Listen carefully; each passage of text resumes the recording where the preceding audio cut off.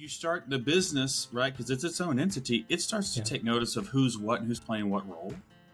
And so, you also, to your point, like, you got to find somebody who offsets your leaders, right? Because it's not just one person. It's usually 2 or 3 people there, whether it's knowingly or unknowingly, who are leading the charge on the day-to-day.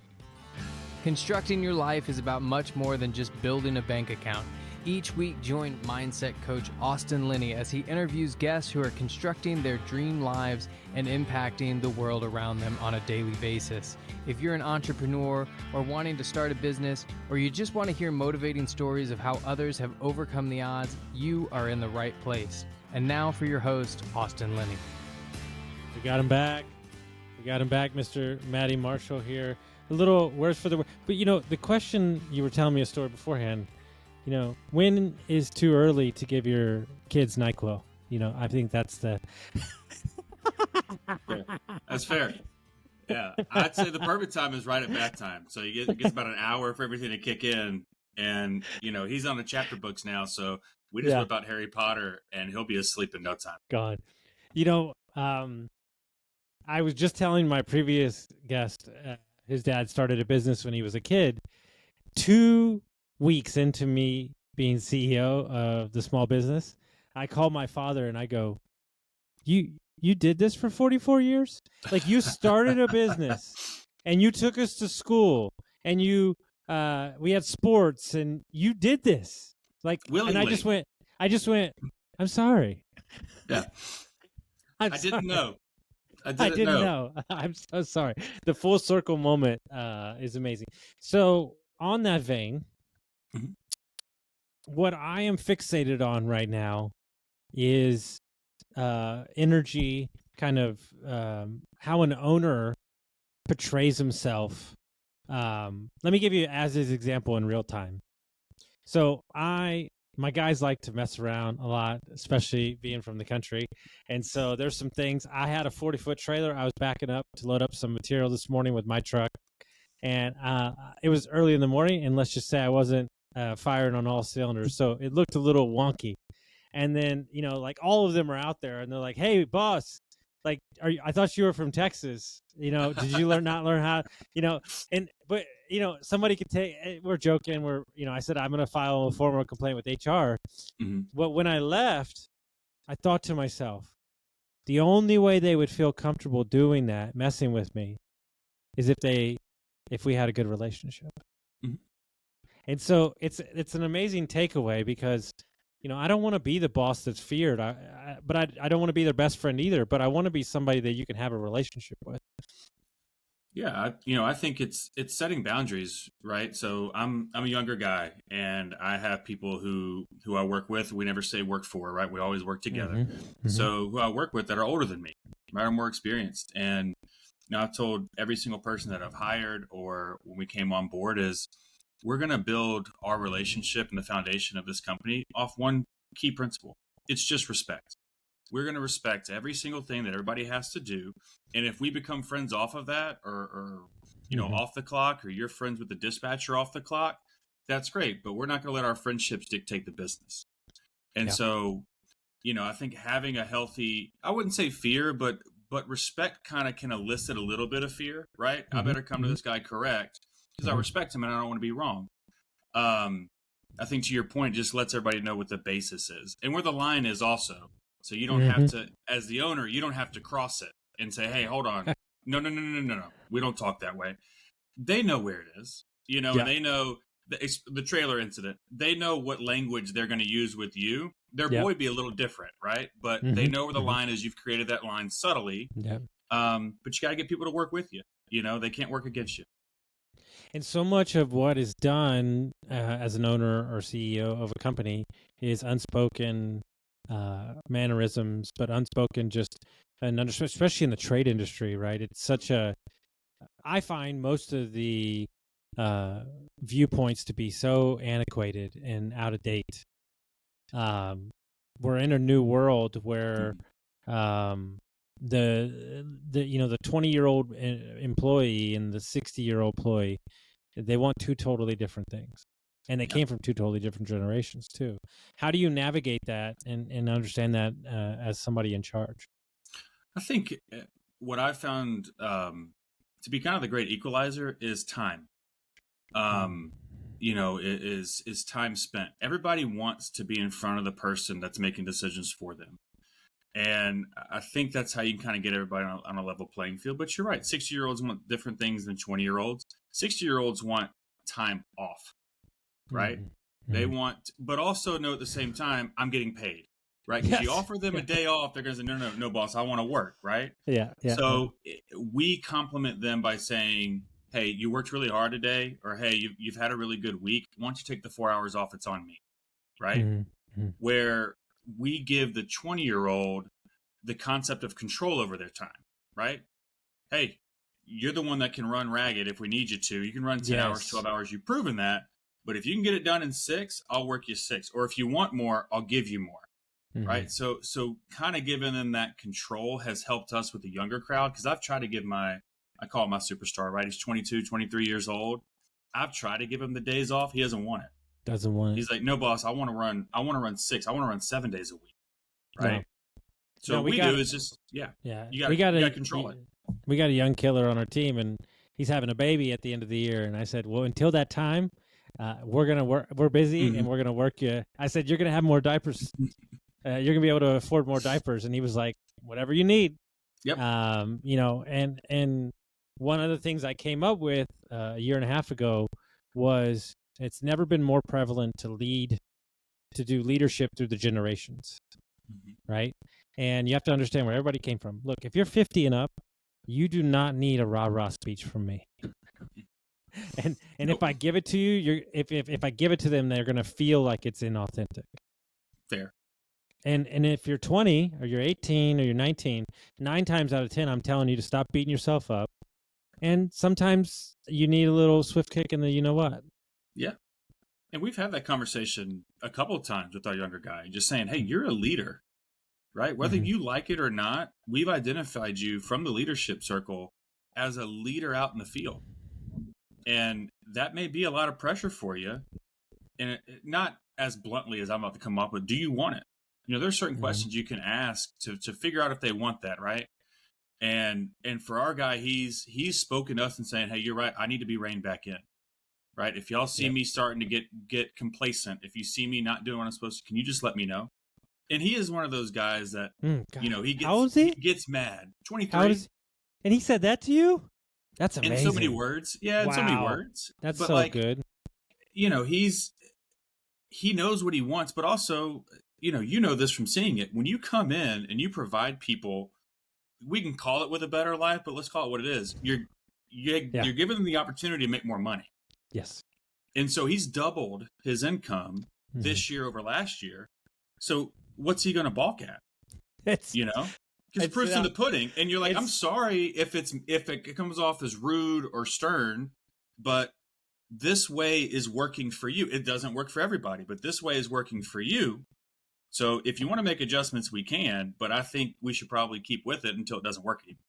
Guys, let me take a minute to tell you about my buddies over at Lead Hub, Ben and Aaron, the best humans I know. Not only are they amazing at marketing for trade companies, but Ben started his HVAC company in his garage, sold it for multi-million dollars. So when this guy talks, I listen.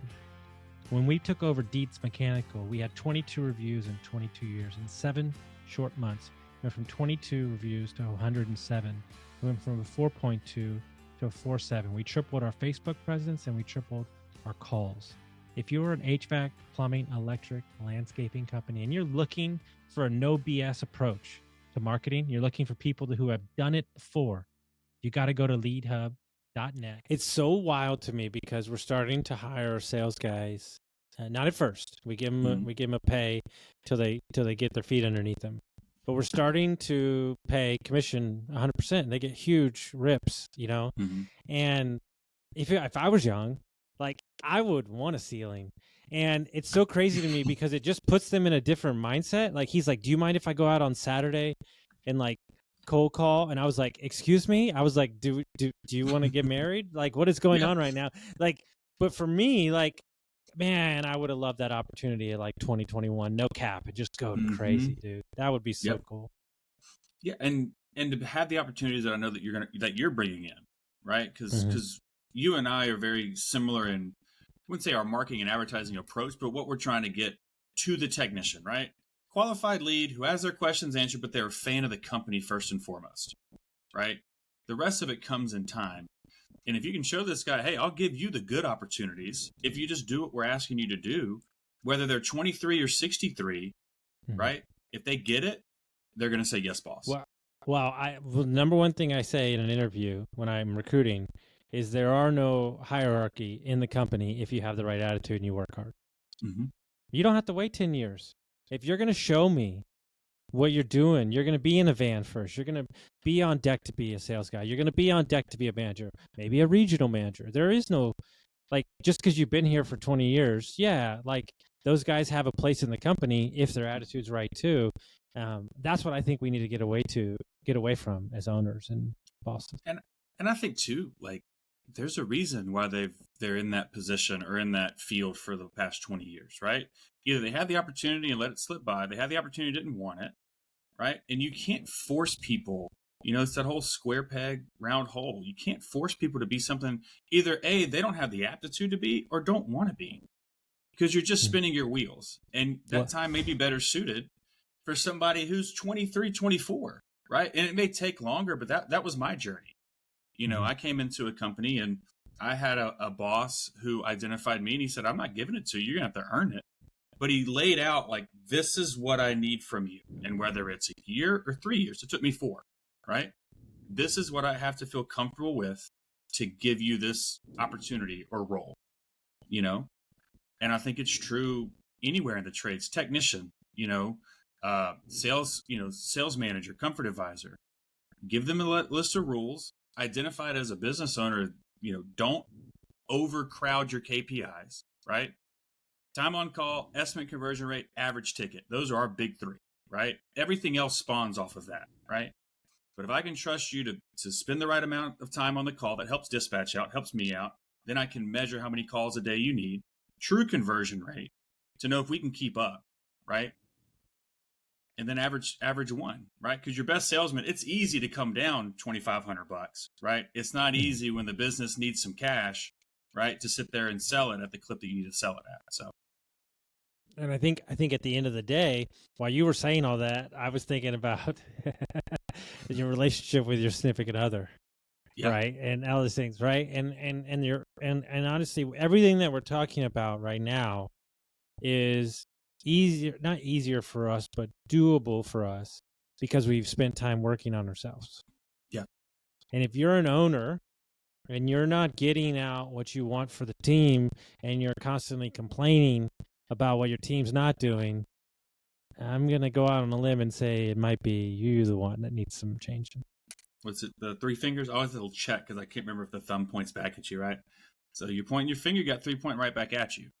And you're right, but having a good significant other to balance you, I have ideas, and one day she looked at me and she goes, "You're not the rah-rah guy." She goes, "You're silent and you're calculated. So that would be out." She goes, "If you came home, that would be out of character." And I've known you for 14 years, right? Yeah.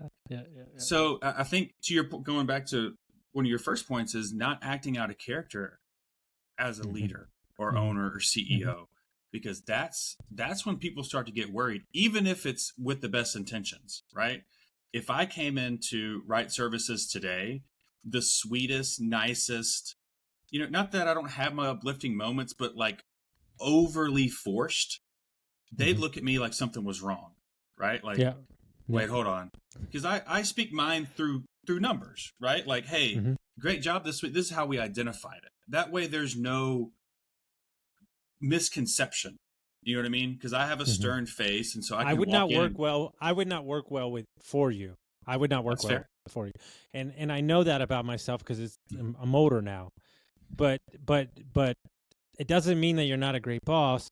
It's that secretly, I do need the rah. I like to roll. I like to get crazy. I told my sales guys the other day, I love them to death. I really do. They're the best at what they do. But they're very pragmatic.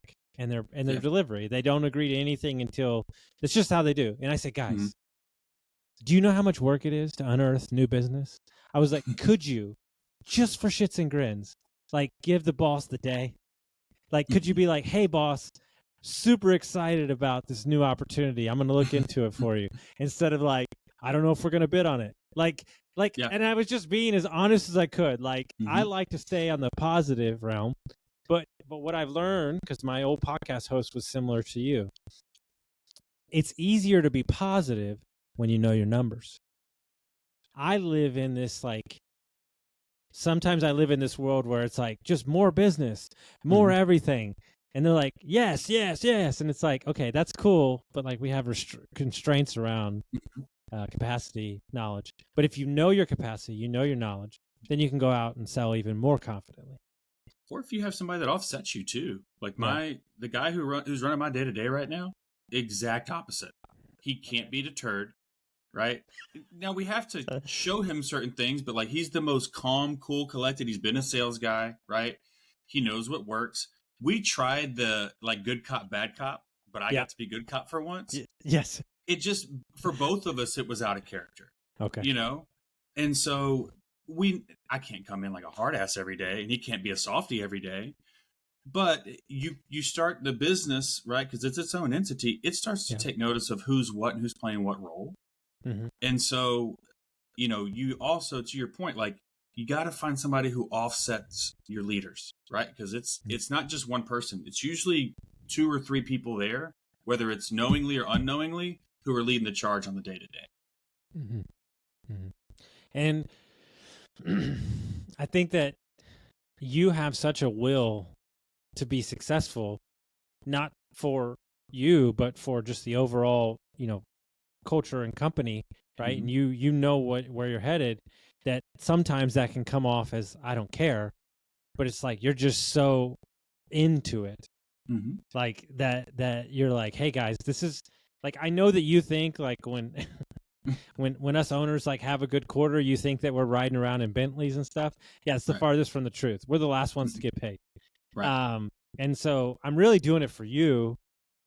But it might come off that I'm like just super driven, but it's like at the end of the day, like that's why I'm so, you know, my urgency is so high. I want to make sure that everybody's making the most money they can ever make.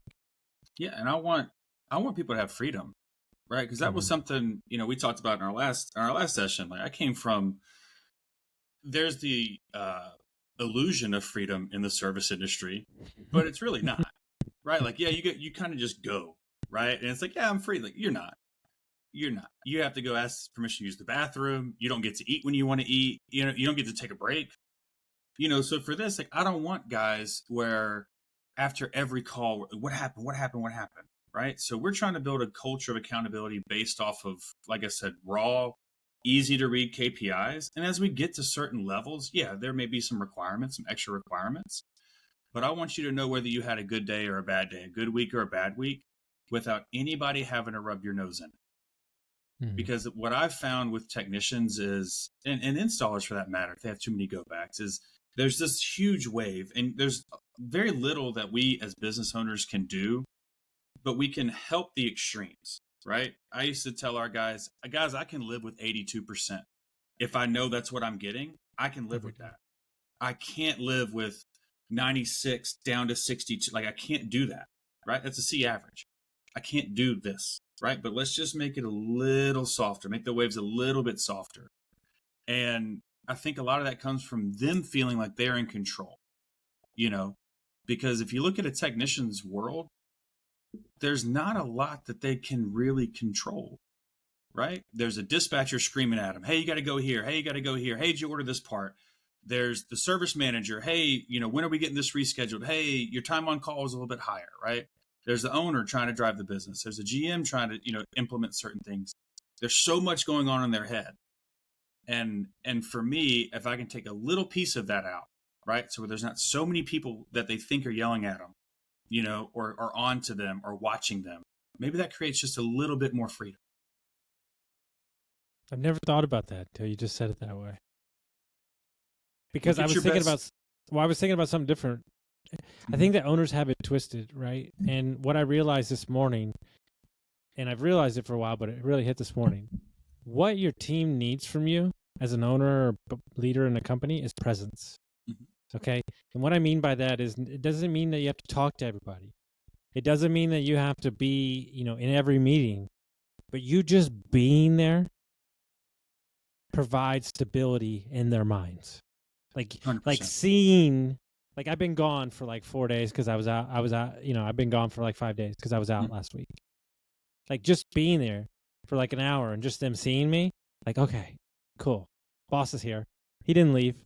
Like Ryan's out of town right now. Like what I try to do is I never try to have Ryan and I away together for that long of a time. One of us needs to be there. It's just a presence. It's just comfort. It's just stability.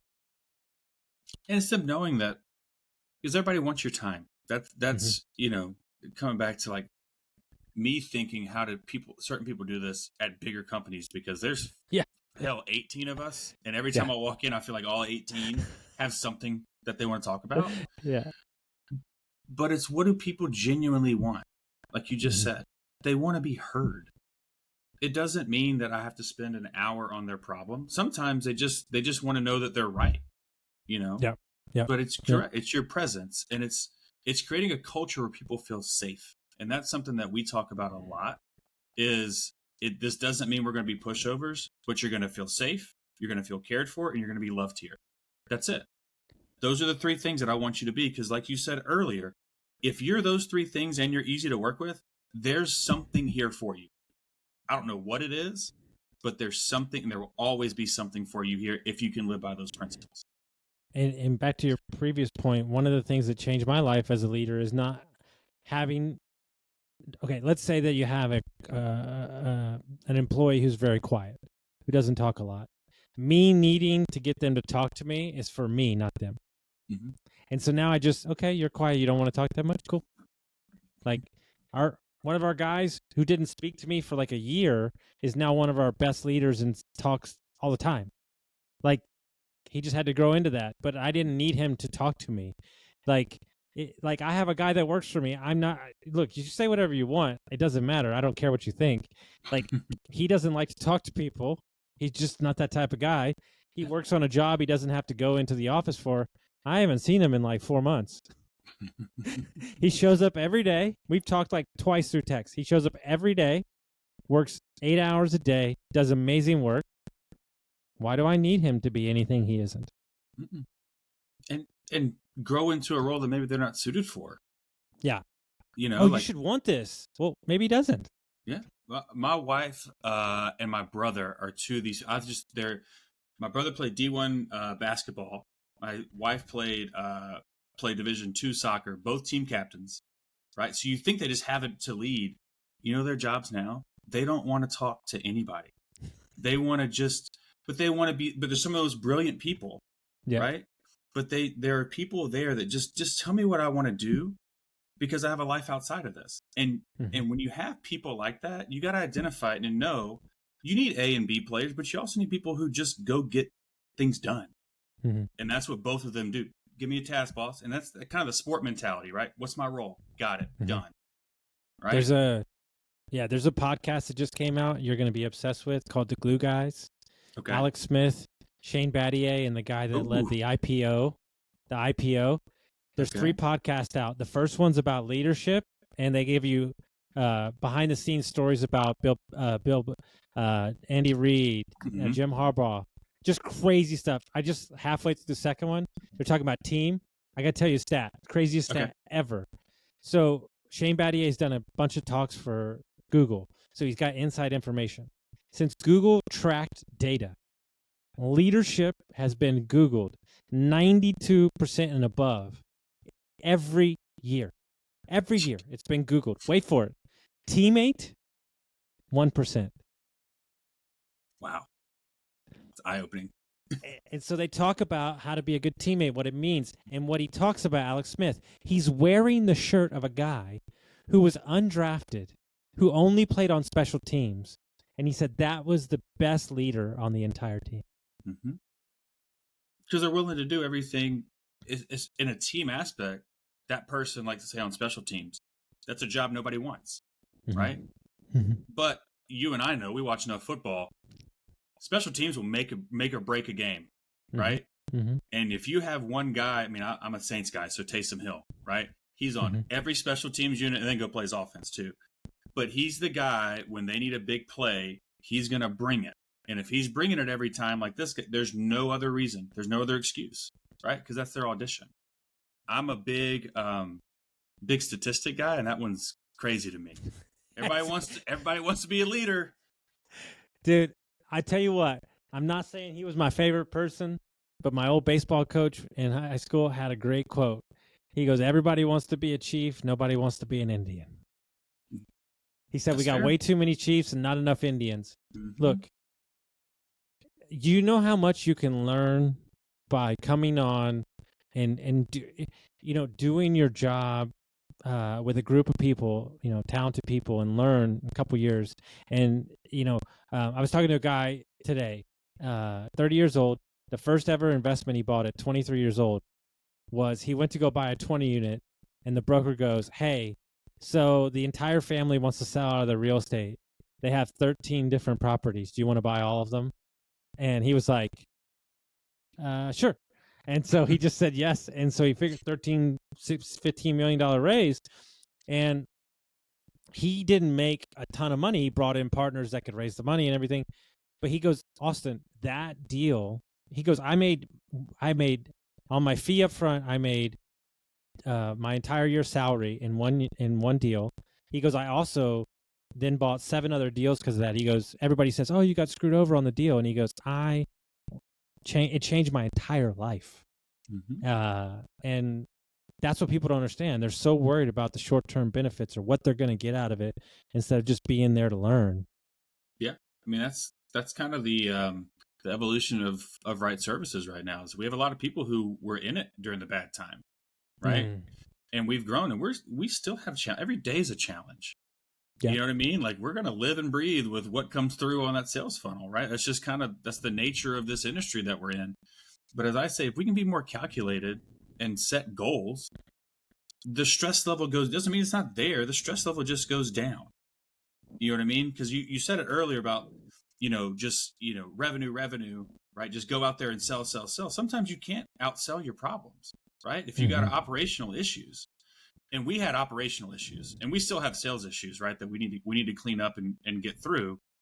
But the operational challenges far surpassed what our sales challenges were, and getting a team together that understands, like you said, the true importance of everybody playing their part. It takes Andy Reid, Bill Belichick, I'm forgetting y'all's boy, Bill Parcells, right? Like, who are willing to go in there and lead and be fiery when they need to be, or talk to people outside the industry or outside the business, right? Say the media a certain way to fire the rest of their team up, but they all respected him, right? I haven't heard one person talk ill about Bill Belichick as a leader. They may not have agreed with his principles or how he did things, but they agree with their results. And I'm a big Saban guy. Saban's the same thing. I don't know if anybody's listened to him. He tells a story about Urban Meyer. He said Urban Meyer, in the first 6 months of coming into a business or a new opportunity, he said you will hate his guts. He said he's going to put you on blast because he's trying to make sure that everybody in that building is rowing in the same direction. The people that don't, he's going to get them off the boat. Yep. He's I still think back to. And it's hard. That's why everybody practices, a certain business or lifestyle, because it's hard to just, hey, Austin, this is how I live. It's going to work for you too. But Bill Belichick sitting there, I can't remember who it was. I think it was like South Florida 2 or 3 years ago. It was somebody that they should have been drilling at halftime, and it was a tie ball game. And they put the mic in Saban's face, which I think is always the worst idea in college football, because those guys are fiery and they haven't slept, right? They're doing something they shouldn't do. Let's go down to Austin with the interview, and more power to them for not just keeping on running, right? I'm sure it's contractual.